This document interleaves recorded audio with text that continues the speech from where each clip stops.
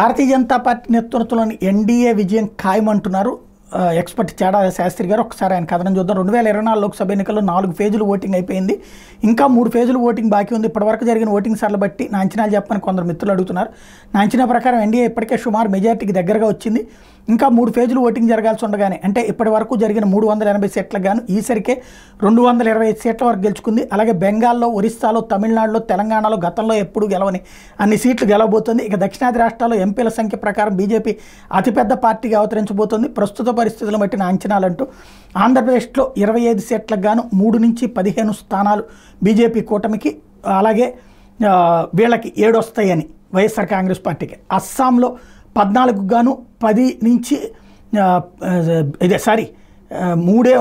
ఇక్కడేమో ఆంధ్రప్రదేశ్లో 3 బీజేపీ కూటమికి, 25 గాను 3 నుంచి 15, యూపీఏకి 0, అట్లాగే ఎలియన్స్కి 7, వాళ్ళకి 7, అస్సాంలో 10 నుంచి 2 ఇట్లాగ లెక్కలేసుకుంటే టోటల్గా చూస్తే వచ్చేటటువంటి సీట్ల సంఖ్య బీజేపీకి 330 వస్తాయని, కూటమికి 61 స్థానాలు వస్తాయని, టోటల్ అంటే బీజేపీ కూటమికి ఎన్డీఏకి 391 స్థానాలు వస్తాయని అంచనా వేశారు.